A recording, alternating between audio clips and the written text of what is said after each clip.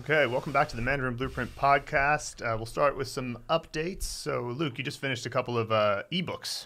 Yeah, so we basically thought that we could have more information about characters out there. We've already got a ton of blog posts, but they're fairly old at this point. We've got like a series on the hands and movement method, the method that we use to memorize Chinese characters, to learn how to read, write, and pronounce any Chinese character in less than a minute. That's kind of like the tagline of the method, because it's completely possible once you get used to it, right?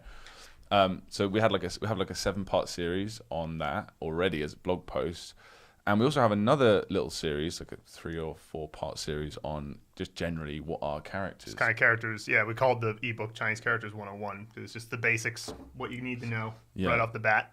So we thought we'd take these 2 blog post series, put them together, tidy them up a bit and dress them up a bit, put some new images and video links and stuff like that in there, and release them as 2 separate ebooks. And they'll be available, and we're going to send them out to the entire list that we have. So if you're a subscriber already, we'll just send them to you, just like a nicer, easier way to just learn more about Chinese characters. And if you're already on the Mandarin Blueprint Method course and you're learning characters,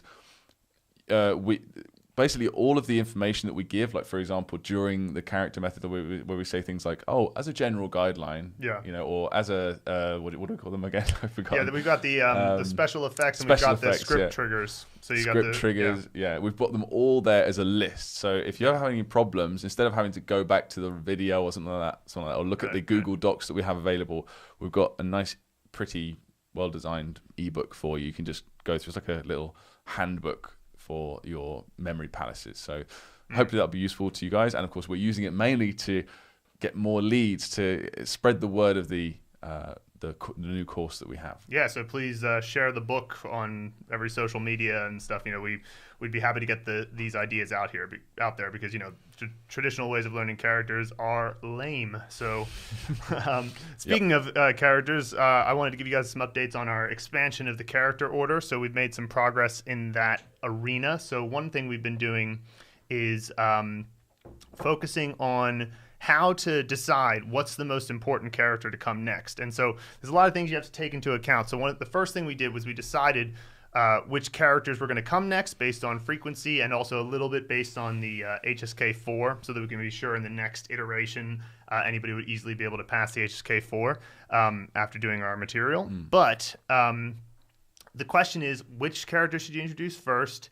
What characters does it make sense to group together because they're related in some way? I mean, you always want to build on what you have already learned, so you don't want to just have the characters in pure frequency order. You want to have them have something in common. Either they share words or they share character components, so that you're not like all over the place with your learning. So what we've done is we made an analysis of all the characters, figured out if we introduce a new character, like character number 593, because in our current iteration there's 592 characters.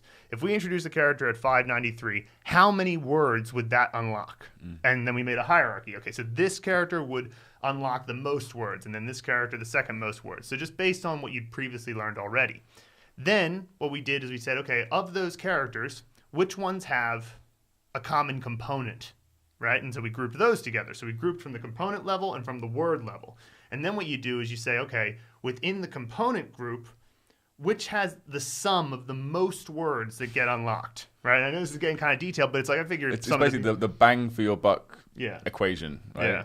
Yeah. And so for the people who are listening to the podcast, they're more interested in some of these details. So that's kind of the way we're thinking about it. So we're putting it together that way. This way you can be sure that when our new character order comes out, you're going to be getting stuff that's going to be useful to you almost immediately. And then what we'll do is we'll have a team of writers get together and know, okay, here's how we get the most amount of use of these words in a greater context. So we'll kind of be writing more graded readers, but we'll also be linking to other resources for graded readers that have already been made, so that you can be sure, okay, if I'm at level 38 of the Mandarin Blueprint Method, I can look at this Mandarin companion book, or we'll see what we can do in that realm. But speaking of that, you mentioned before the podcast, like, is there anything you want to bring up?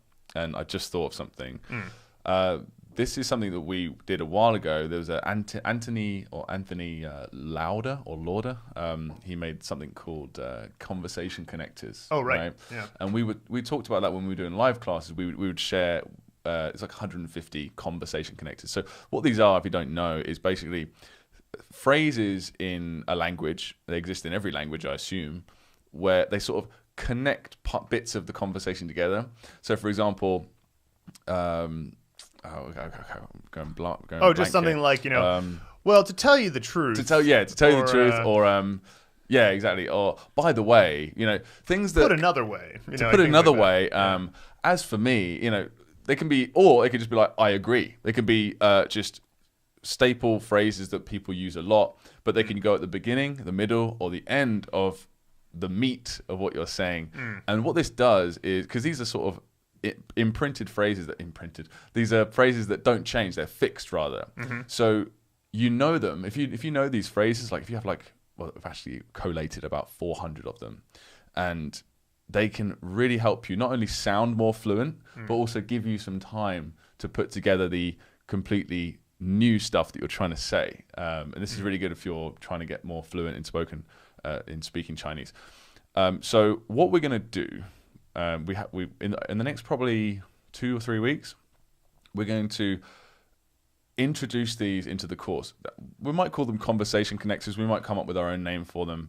But we will basically introduce them at the points in the course, just like we would vocabulary. So once you've unlocked all the words, so like for example, by the way is 顺便说一句, right? 顺便说一句. So like that is how you'd say that in Chinese. Once you've unlocked all those characters, or let's say the majority of them, we'll introduce that conversation connector. Right. It'll be kind of like we have all sorts of things now, don't we? We have opinions, we have dialogues, we have of course sentences.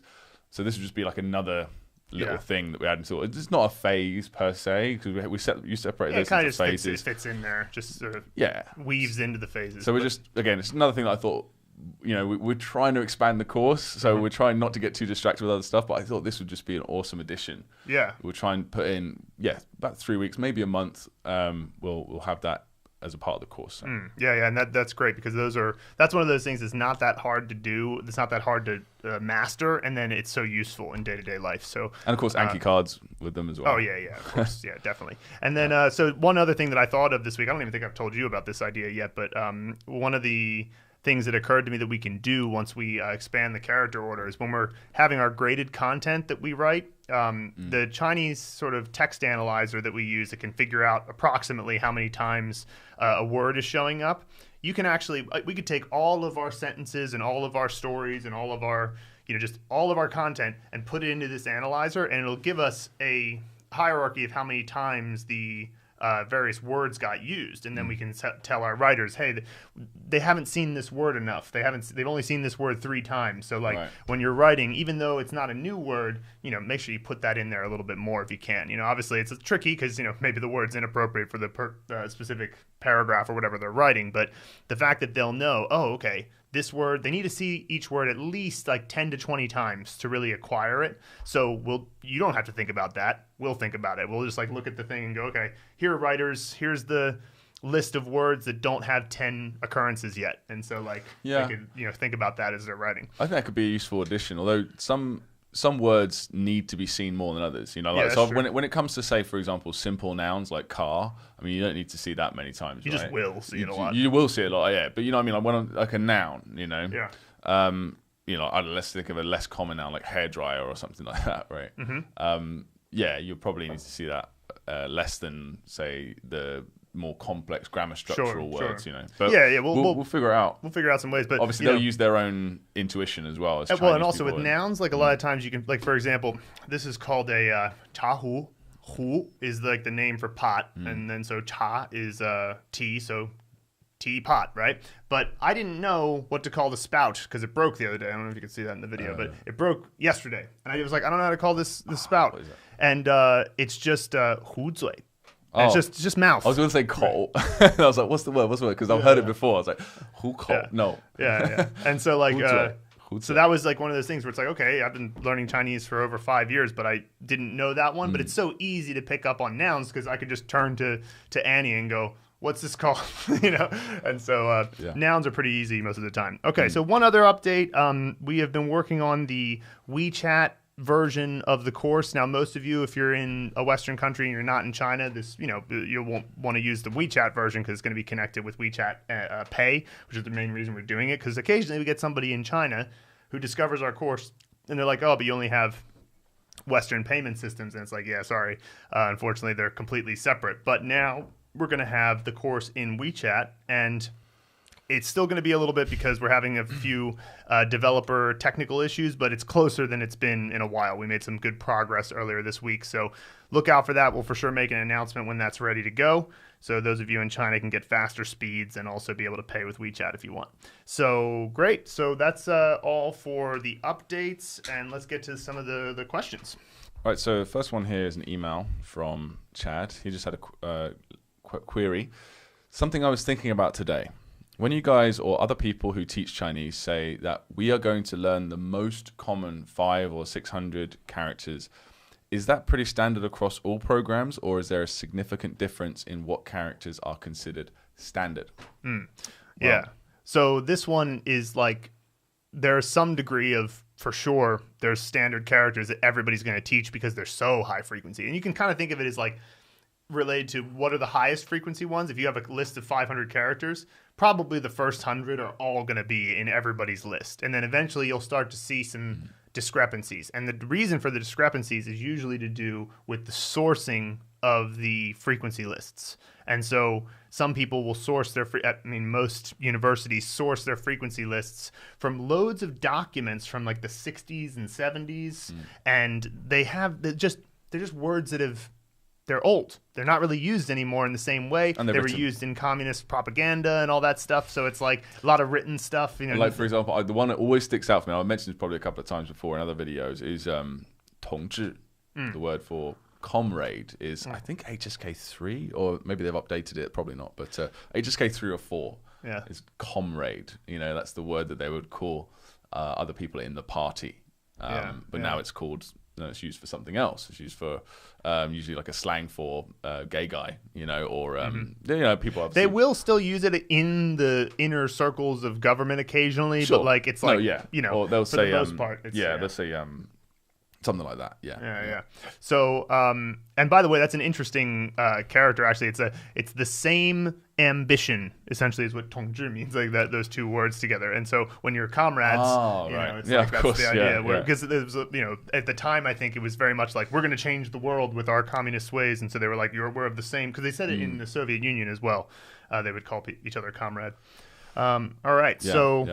Cool. So that's basically we got our list based on much more modern sources, and some written, because we don't want to be like completely. You don't want to avoid written completely. No, of course not. Of course, because that's how we're always talking. This is what we talked about, because so with the first 500 or 600, we were focusing more on using our intuition to add in words and take away words based on spoken frequency. So we wanted, because we're not so much interested in the characters as the most common 1,000 words of the language, so that you guys that are following the course can actually, every single character unlocks not only obviously a massive part of written language, but also a huge part of the spoken language. So you can actually go and use the stuff that you're learning really well. Whereas say with HSK 1 to 3, there'll be a lot of very, very written stuff in there. Yeah. So, but this time around, now that we're expanding it, for another 500 or 600, it's probably gonna be about 700 characters. Another 700.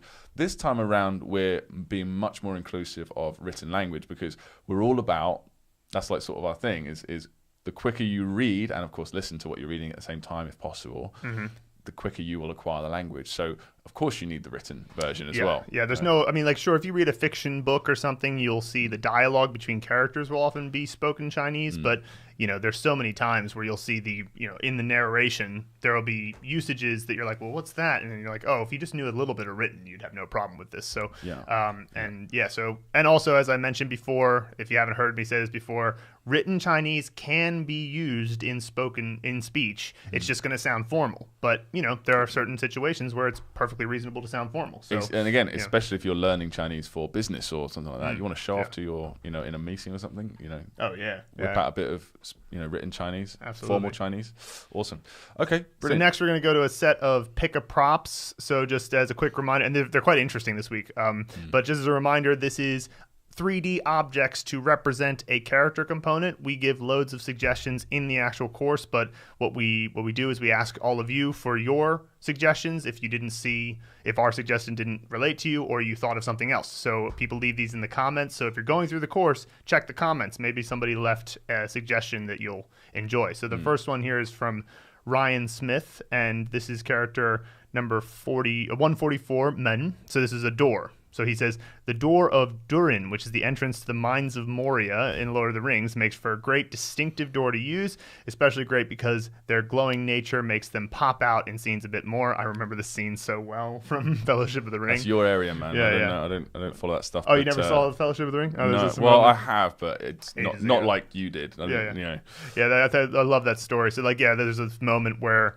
Gandalf the whole fellowship is standing before this door and they can't get in. And they're like, I don't know, how do we get in? And it's a riddle, and Frodo solves it, but it was this funny moment. So, that door is very distinctive, totally. Mm-hmm. Sydney Green, the next one on character 264. So Sydney's doing really well. Gun. I thought it was third turn. Okay. No, so pick a prop for Gun. I believe this is supposed to be blunt, right? Okay. Now, you might want to block your ears for this one if you're a bit sensitive. It's a little bit violent, okay? So you can skip ahead 30 seconds if you like. I used a picture of a guy cutting himself shaving with a blunt razor blade. The emphasis is on the picture. Is on it being very blunt and so painful. So it's not actually as bad because it's he's shaving, so that happens, doesn't it? So, but I was saying if anyone's a bit squeamish, you don't have to imagine stuff like that at all. But that is a really good one because it's something that, especially guys, we've definitely all of us experienced. So that's a really good one. But what I did actually comment with Sydney on this one was try not to use 2D images of stuff.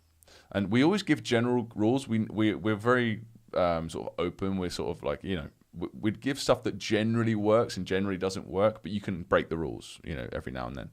But as a general rule, try not to imagine pictures of stuff because 2D pictures, you tend to just imagine them as a piece of paper. The pictures can change. But whereas if you have a 3D object that you can actually interact with and feel the shape of, so like an actual guy cutting himself shaving or just a really blunt, rusty, big razor blade or something like that, it's much more real. And that's what you're doing. You're creating fake memories.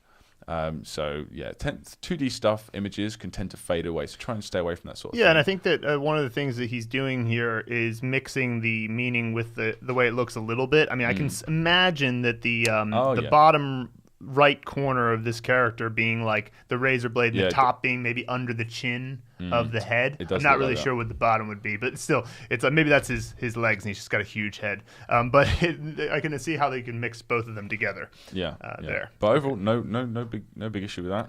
Try and make it 3D. So this next one is from Jay Anderson on character number 12, and there's a good question in this one. So this is which means noon, and so he says to me, this looks like an old-timey key positioned ready to go into the lock, which I know you say here and in the podcast, then that's it. For you, it's a blank. And as in, if you imagine something different than what we suggest, because it instinctively looks like that, or it feels like that, or it means that to you, then go for that. Yeah.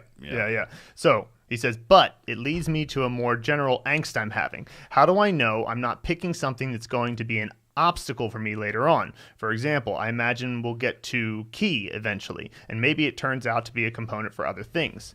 Then I need a prop for it, and I've already built an association with key and this component. Now, taking a casual look at yaoshi, I'm guessing that's the word for key in Chinese. I'm guessing that's probably not actually the case for key, but hopefully you'll get my point. I'm surely overthinking and or not yet trusting my memory, imagination, and capacity to distinguish between two different keys or whatever, but it would be good to hear your insights on what if I choose something that I later want/need for something else.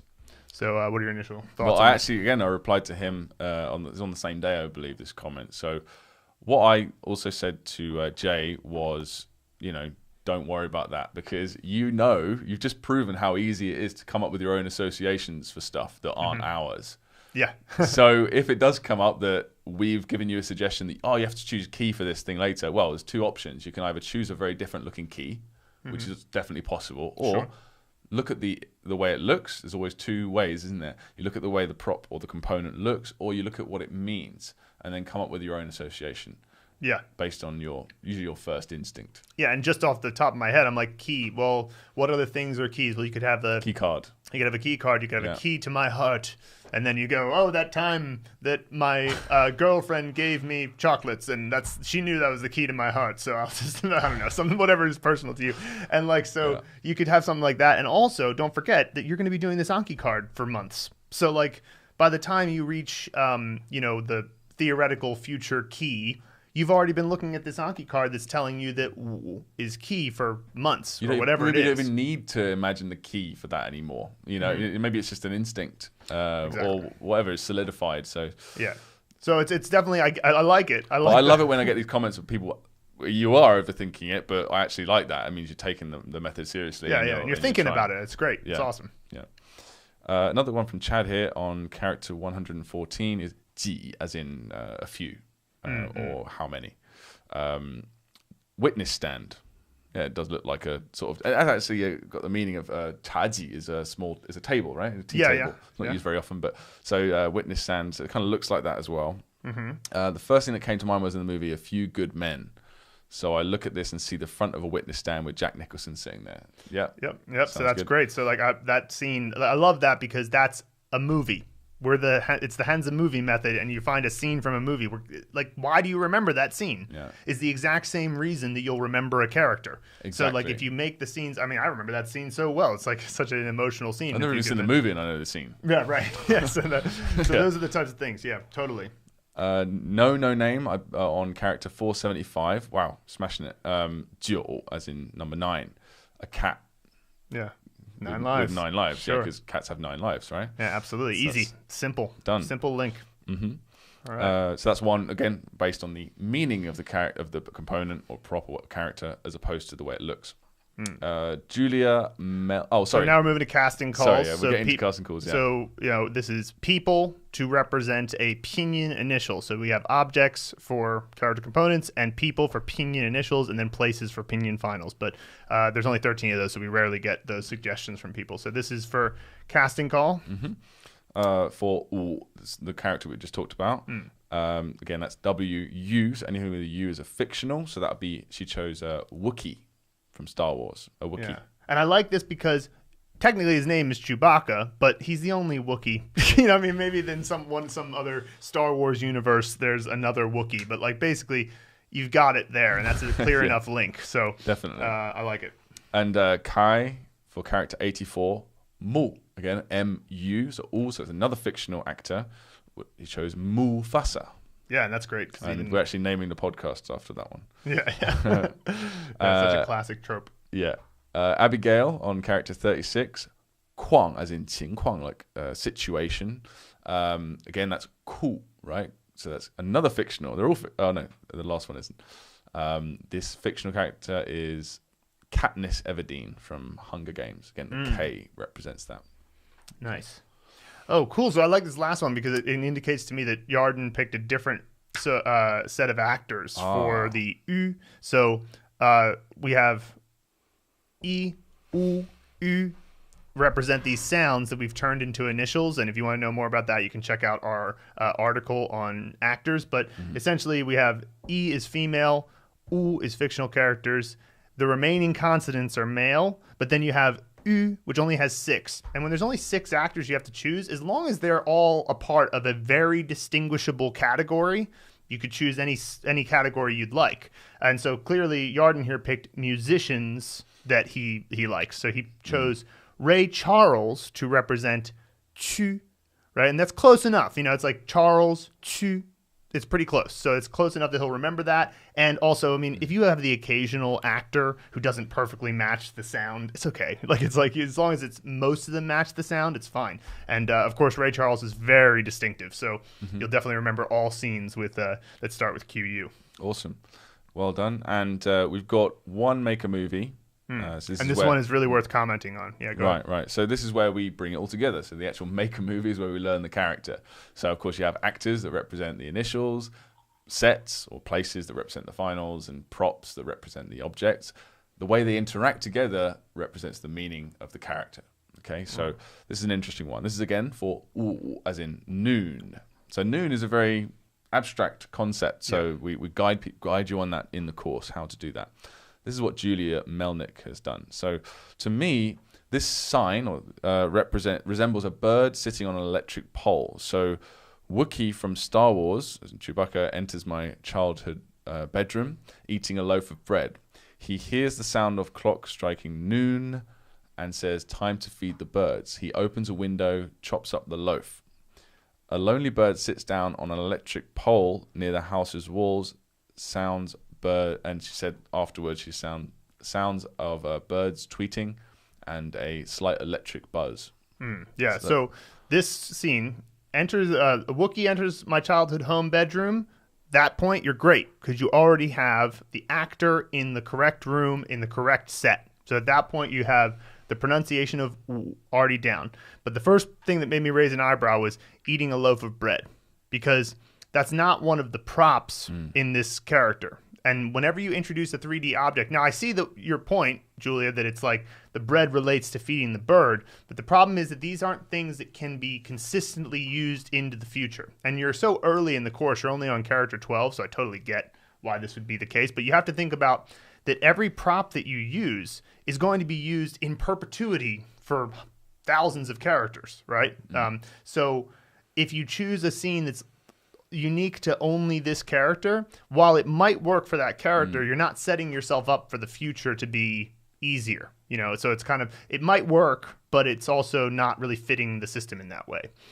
So we have had lots of experience using other methods learning characters, and most of the best methods out there that aren't ours, obviously we know that ours is the best, and we're a bit but the other methods that are still sort of the best apart from us, they use methods like this, where for each individual character, you think of a story. So EDMEADES does this, but there's very little consistency to it. So what do you do when, say, the top prop that we call loser, they got the sort of little prop on top, or the cross? What about when they come up in other characters? Well, do they interact in the same way? Are the birds there? There's a loaf of bread there?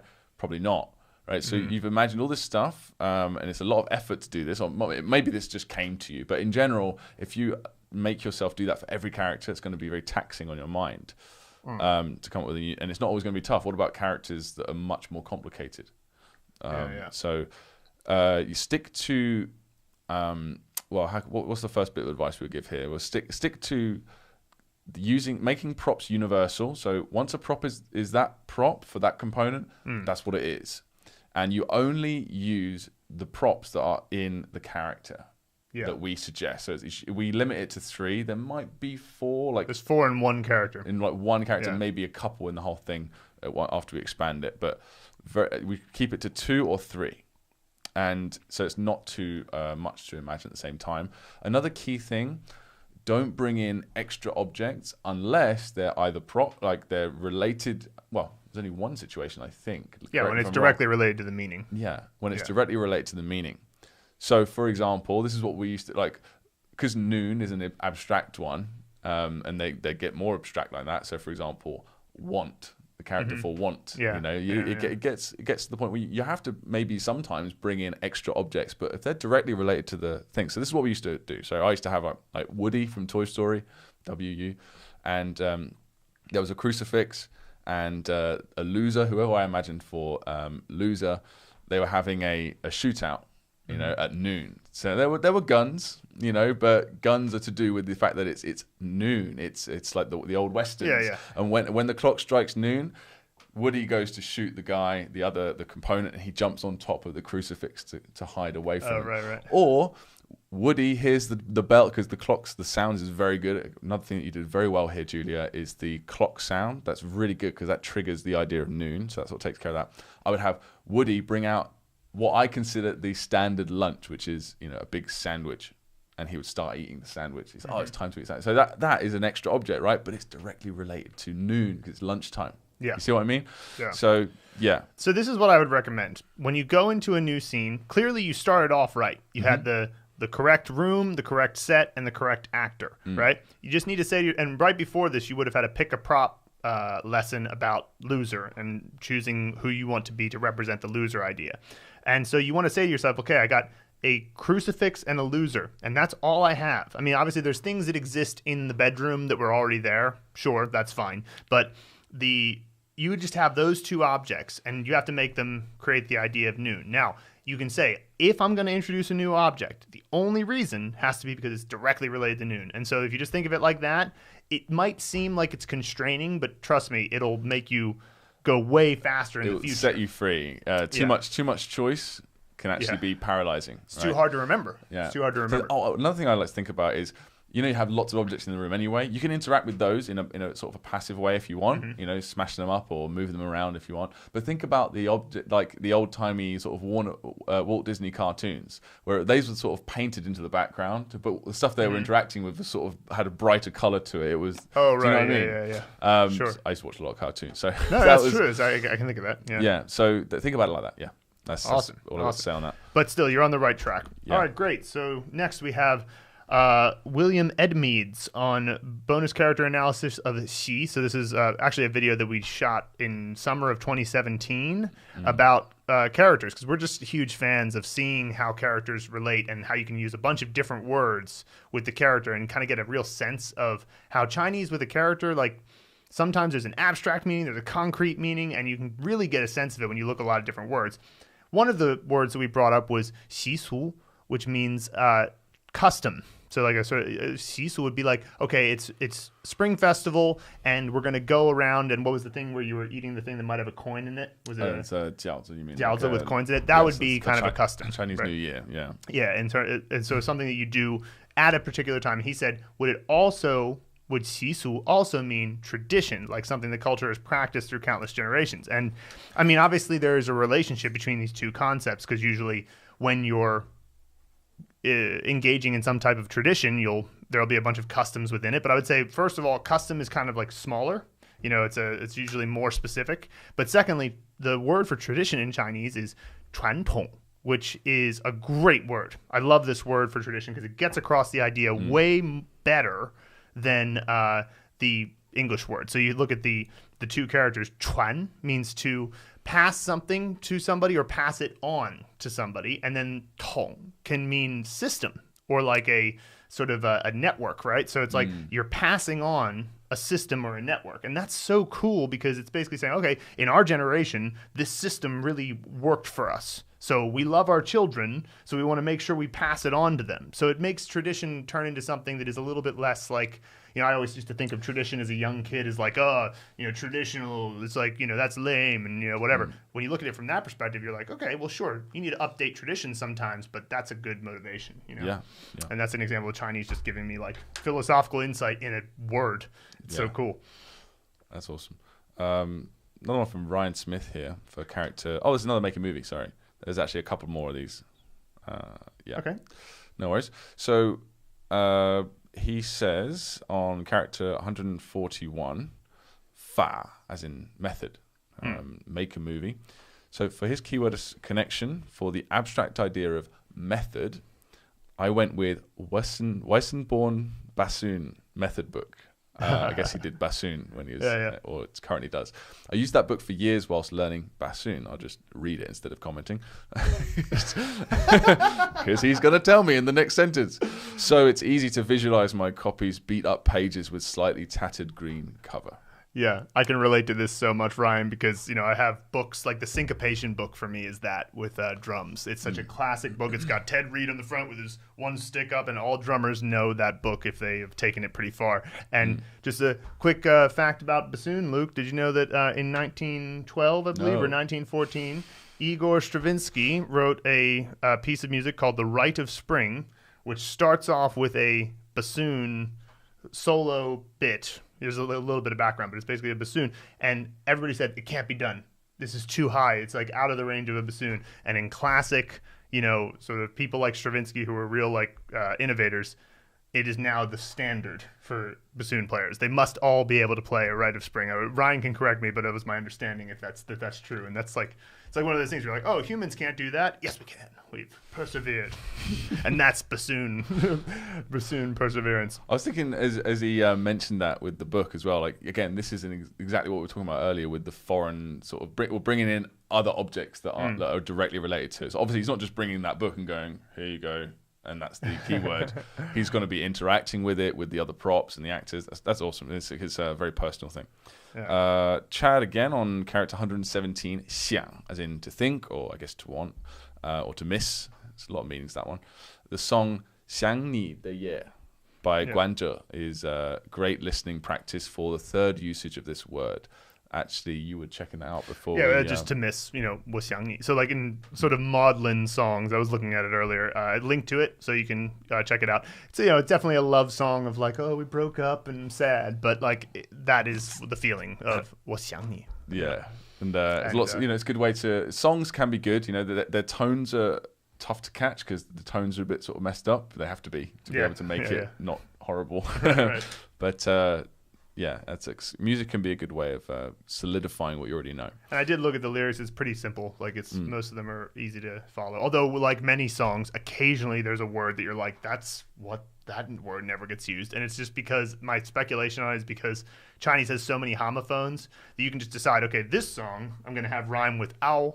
And so I'm just going to pick loads of different characters and words that end in an AO final. And you reach a spot and you're like, I don't know. I want to get across this meaning, but I don't know how to do it. Let me look into ancient Chinese and find a word that means this and ends in ao. So I've got a friend that says, Jerry, he does our audio, actually, for all the flashcards, does the male audio. He's a musician, and he says that to write good Chinese songs is very tough. I guess tougher than English in a lot of ways. Yeah. Because of that restriction. Yeah, it's mostly just the lack of syllables, Yeah. We've got another one from Jay Anderson on character number 13, NIÁN, as a make a movie. So this is make a movie to represent year. Now this is one that's actually quite a tough character, and it's early on in the method. So let's see how he does it.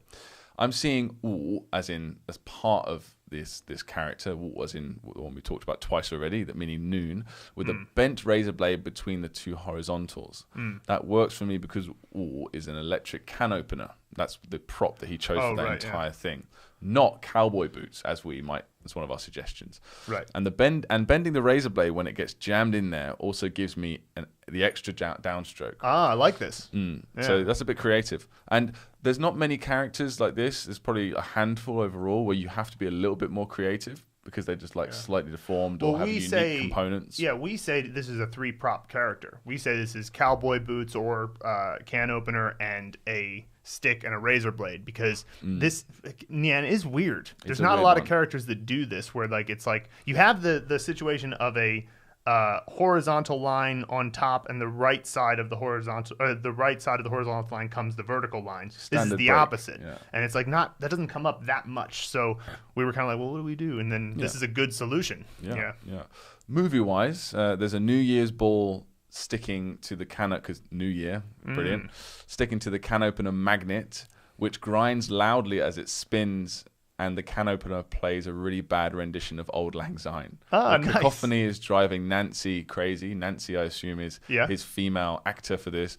So she tries to kill the machine with the razor blade, and I guess it bends. Yeah, great. I like that. So again, bringing in objects to represent the keyword, the disco ball, or the New Year's ball, sorry. It looks like a disco ball.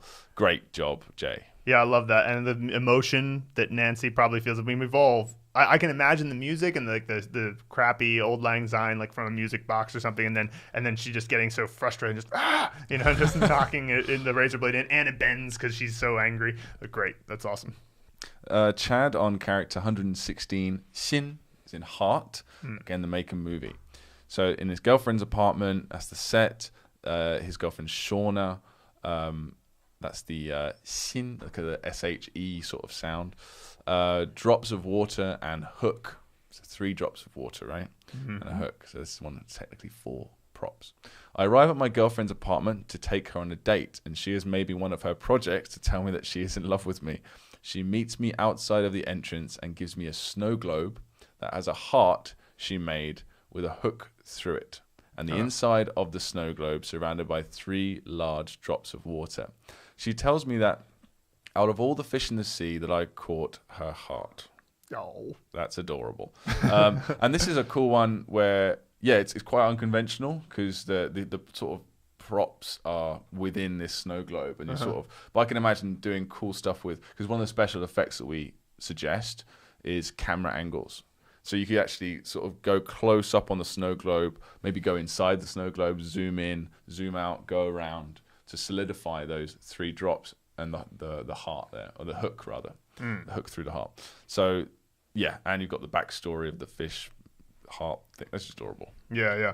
So speaking of xin, a lot of times that beginners, they'll wonder about a little bit about this character, and so there's a few different things you should know about. So the first one is there's a word 心脏, and that's your actual heart. That's like the organ in your body, which is what 脏 stands for.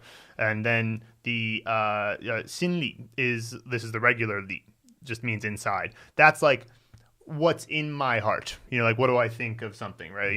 What this is what's just in my heart. And then the 心理 is psychology, which is a different one, which means logic. So heart logic is psychology. So 心理学 would be psychology. I always thought that was like kind of adorable. Like what's psychology? It's your heart logic. So nice one. FENG on You Did It. So it's the end of the pronunciation mastery course, the free course that we have. It's available for anyone. We just give like a little, well done. You finished the course. You made it. At the end. And he said something very nice, which we thought we'd say. So I just want to say that this is one of the best courses I've ever done.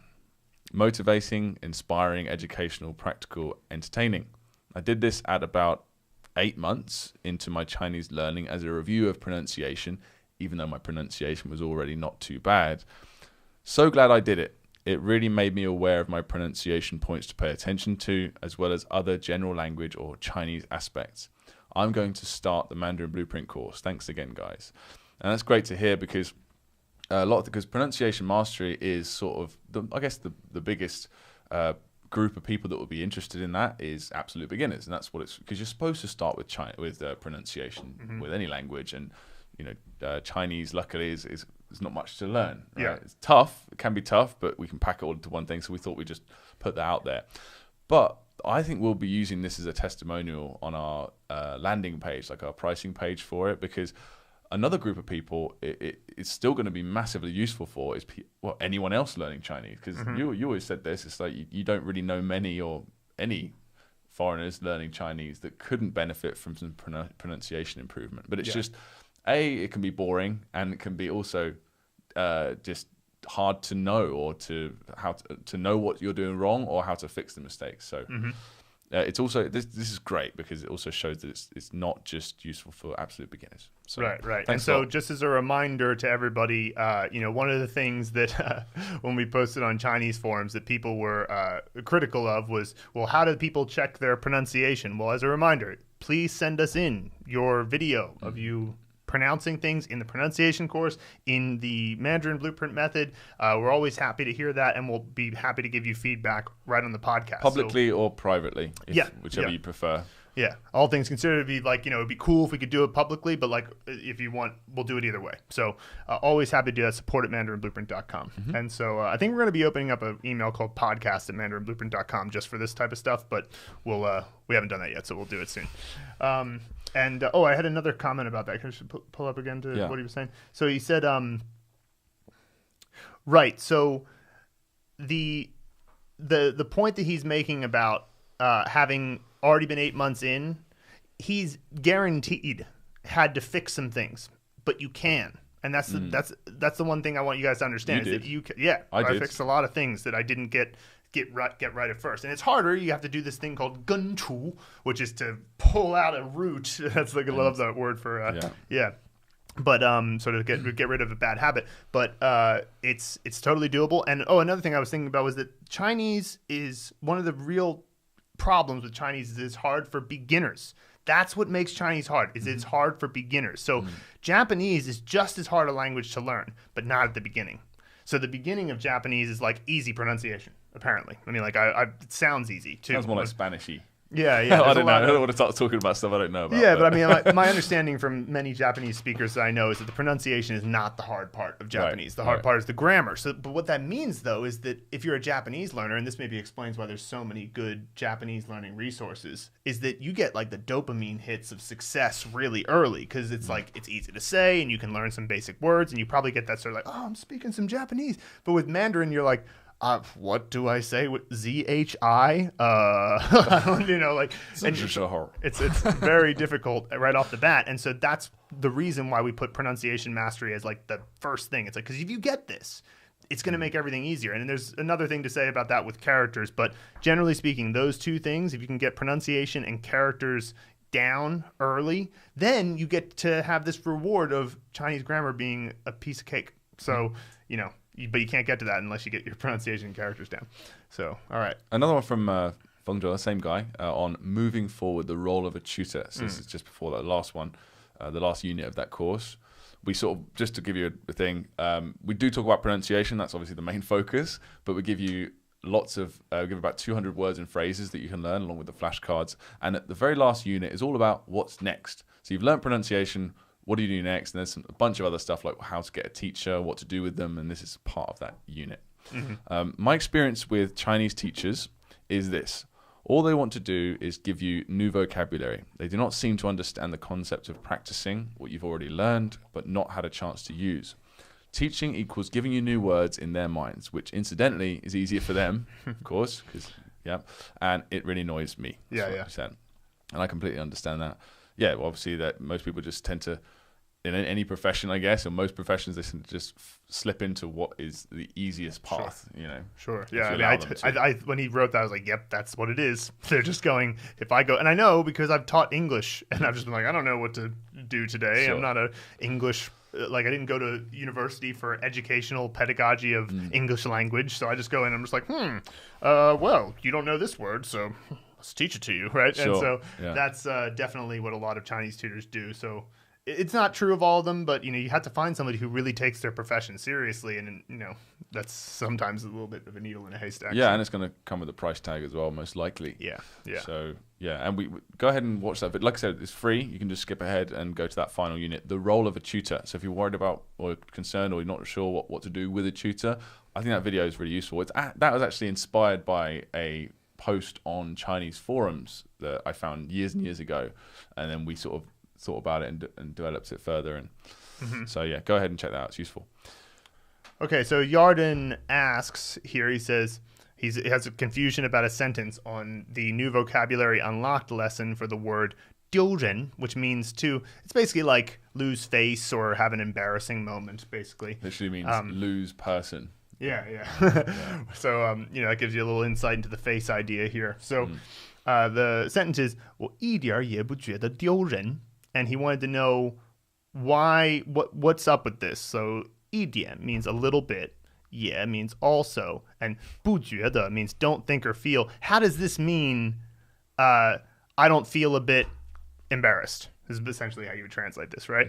And this whole, like, you can say 一点都 or 一点也不.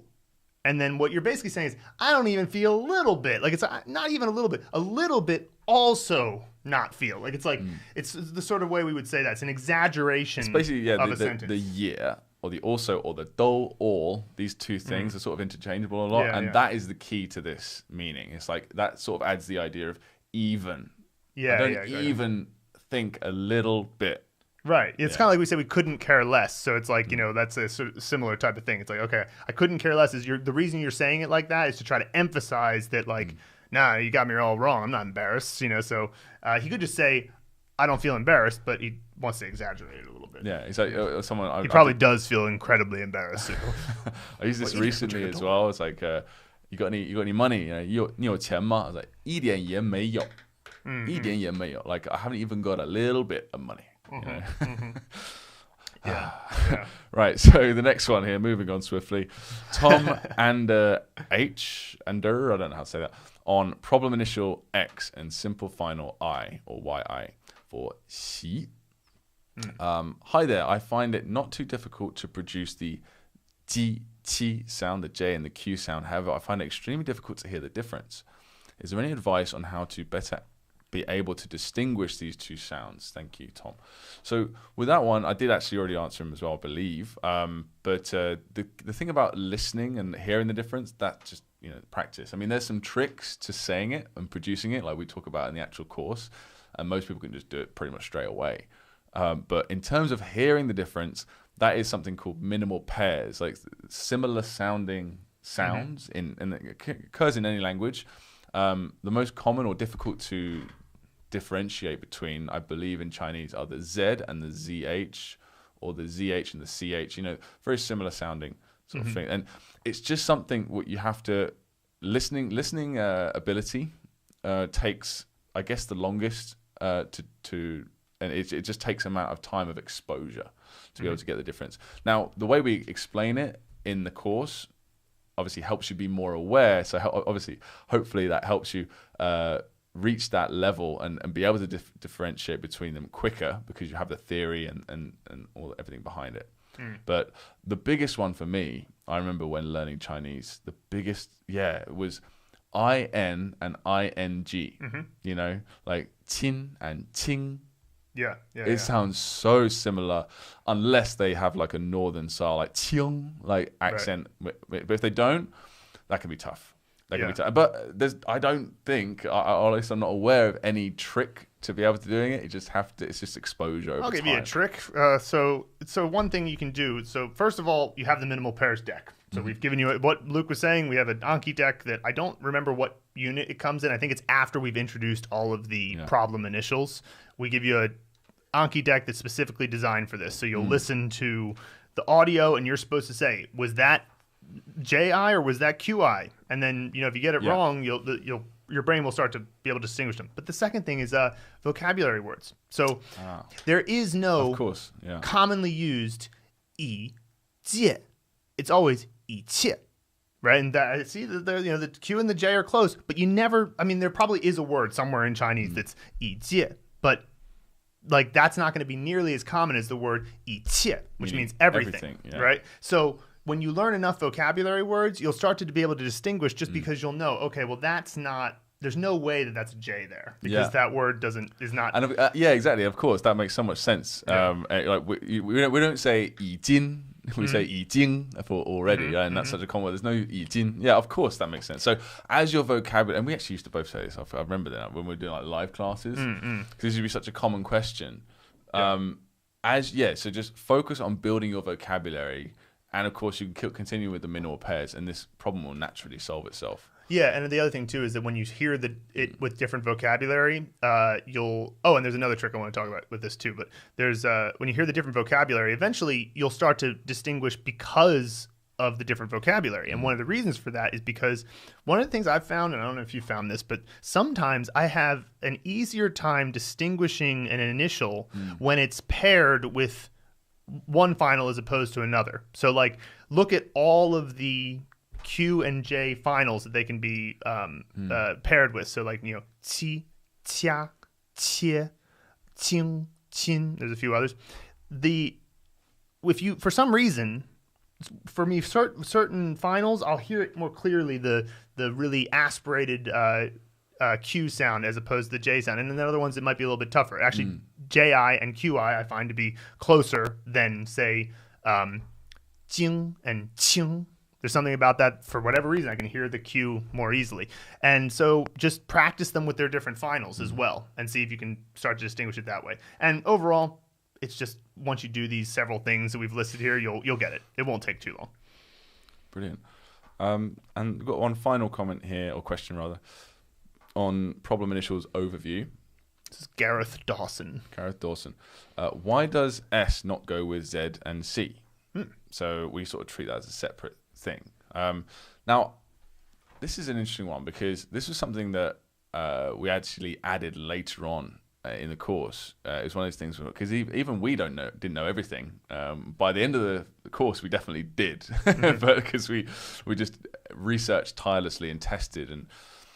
But one of the things that, because we originally thought that S was just like the S in English, and I remember thinking, we don't, because S is not a problem initial per se, because it sounds exactly the same as far as I can tell, you know.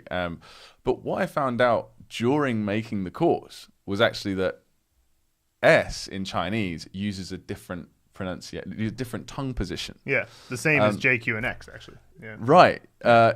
Exactly. Yeah, with the tongue behind the bottom teeth. Yeah. But I'd already labeled it as not a problem initial because it's so easy. Like, it is. You know, and even if your tongue isn't in the right position, you can still say it accurately. And then I found out later, this is the first time I'm telling you guys this, by the way, that, so it technically is a problem initial by the way we describe it, because it's produced with a different tongue position that's not used in English, but it just comes naturally. The sound comes so naturally. Yeah. And so by that point, I'd already just been like, this is not a problem initial. Even though I know that it's got a different tongue position, we're going to lump it as just a normal, easy, an easy initial. Yeah. And I mean, it is, even if you think of it from the perspective of, okay, you got J, Q, X, and S that have this different tongue position with this against the back of your bottom teeth. First of all, putting your tongue against the back of your bottom teeth is not hard. It's it's really easy. And secondly, of those four, then just going is the easiest thing. But that's why we say problem in inverted commas. But I think, if I'm going to come clean, I would say that Gareth,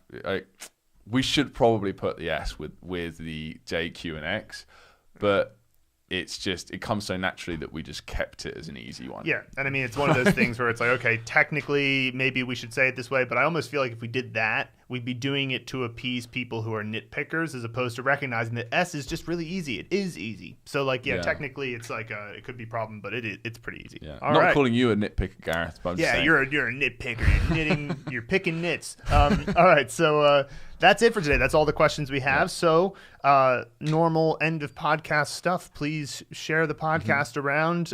Please tell us if we have anything you want us to talk about. Send us an email. We want to. Those are our favorite. When you have a question about, especially the general path of Chinese or what you're struggling with, and you want some help, send it in, and we will discuss it. We love doing all of that, and let people know about the course. Absolutely, share it around, and also follow us on our other social media. We don't actually say this much, but follow us on. We're developing. Of course, our Facebook is still our number one sort of social media platform, but we're also expanding everything in Instagram and Twitter and even LinkedIn very soon. So follow us on everything, and thanks, guys.